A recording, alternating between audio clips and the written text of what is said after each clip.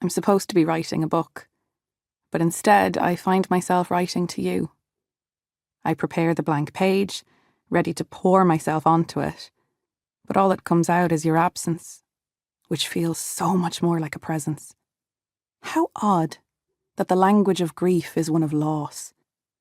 People describe feeling empty, hollow, carved out, when for me grief is heavy.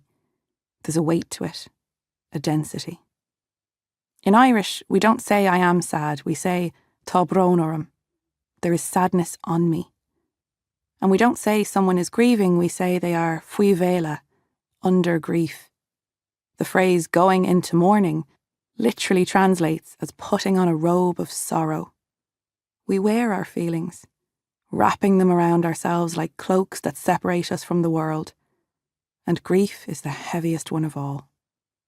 Today, unsatisfied with simply weighing me down, grief finds a way to slip inside me, filling me up like some tar-like creature that clogs my throat and lungs and crams itself into the cavities between my organs.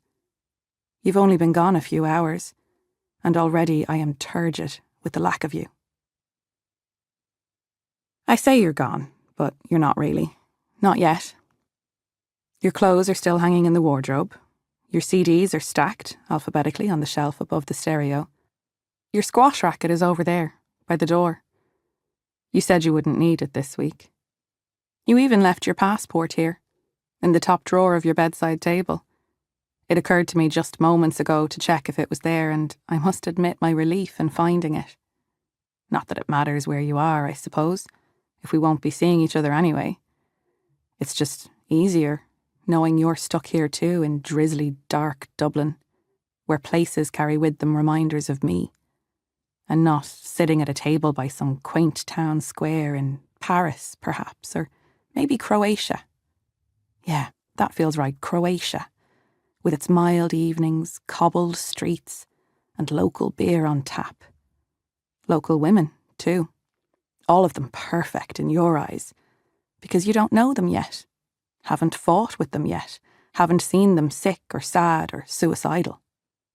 Perched on the edge of our bed with your passport in my hands, I picture one of these women approaching you with an easy smile, all over tan and oodles of sympathy for the broken-hearted boy reading a book outside her favourite cafe. I let myself linger on the scene for far too long, right up to the point where you wake up, face down, ass out, legs tangled in her ridiculously white sheets. The whole scene, in fact, is impossibly white, bright to the point of overexposure. She opens her eyes, stretches her long limbs. One corner of her mouth curls up. Good morning, she purrs.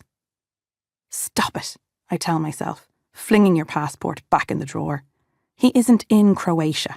He's in his brother's filthy flat in Lucan. But even though I know that you and Scott are most likely on his sofa playing video games, and you're already exasperated by his plenty more fish-type platitudes, knowing a story isn't real doesn't make the feelings it evokes any less real. And so I'm left with all the jealousy and rage churned up by my own pathetic work of fiction. Why can't I write an actual work of fiction?